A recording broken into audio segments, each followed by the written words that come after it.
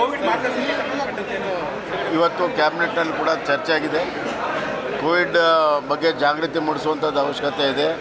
ಹೆಚ್ಚಿನ booster dose ಕೊಡುವಂಥದ್ದು ಮತ್ತು ಟೆಸ್ಟ್ಗಳು ಮಾಡುವಂಥದ್ದು, ಎಸ್ಪೆಷಲಿ ILI ಸಾರಿ ಕೇಸ್ ಕಂಪಲ್ಸರಿ ಮಾಡುವಂಥದ್ದು, ಮಾಸ್ಕ್ಗಳನ್ನು ಯಾವ ರೀತಿ ಯಾವಾಗ ಹಾಕ್ಕೋಬೇಕನ್ನುವಂಥದ್ದು, ಅದರ ಜೊತೆಗೆ ಓಪನ್ ಏರ್ ಅಲ್ಲಿ ಮಾಸ್ಕ್ಗಿಂತ ಎಲ್ಲಿ ಕ್ಲೋಸ್ಡ್ ಇರ್ತದೆ ಅಲ್ಲಿ ಹಾಕ್ಕೋಬೇಕನ್ನುವಂಥ ವಿಚಾರ, ಅವೆಲ್ಲವೂ ಕೂಡ ಇವತ್ತು ಉನ್ನತ ಮಟ್ಟದ ತಜ್ಞರ ಸಮಿತಿ ಆಗ್ತದೆ. ಅವುಗಳನ್ನು ಹಂತ ಹಂತವಾಗಿ ನಾವು ಮಾಡಬೇಕು. ಜನಜೀವನಕ್ಕೆ ಮತ್ತು ಆರ್ಥಿಕ ಚಟುವಟಿಕೆಗೆ ಯಾವುದೇ ರೀತಿಯ ತೊಂದರೆ ಆಗದಂತೆ ಹಂತ ಹಂತವಾಗಿ ಪ್ರಿಕಾಷನರಿ, ಅದು ಒಂಥರದ ಪ್ರಿವೆಂಟಿವ್ ಮತ್ತು ಪ್ರಿಕಾಷನರಿ ಹಂತದಲ್ಲಿ ಕೆಲಸ ಮಾಡ್ತೀವಿ.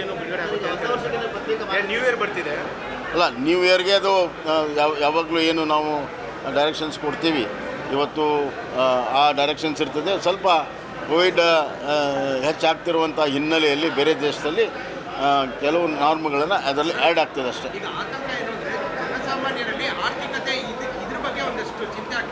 ನಾನು ಅದಕ್ಕೆ ಹೇಳಿದ್ನಲ್ಲ, ಜನಸಾಮಾನ್ಯರ ಚಟುವಟಿಕೆ ಆಗಲಿ ಆರ್ಥಿಕ ಚಟುವಟಿಕೆ ಆಗಲಿ ಯಾವುದೇ ತೊಂದರೆ ಆಗದಂತೆ ಪ್ರಿಕಾಷನರಿ ಮೆಜರ್ ಒಂದು ರೀತಿಯಲ್ಲಿ ಪೂರ್ವಭಾವಿಯಾಗಿ ತಡೆಗಟ್ಟೋದಕ್ಕೆ ಬರ್ದಂಗೆ ನೋಡೋದಕ್ಕೆ ಏನು ಬೇಕೋ ಹಂತ ಹಂತವಾಗಿ ಇಂಪ್ಲಿಮೆಂಟ್ ಮಾಡುವಂಥ ತೀರ್ಮಾನವನ್ನು ಕ್ಯಾಬಿನೆಟಲ್ಲಿ ಚರ್ಚೆ ಮಾಡಿ.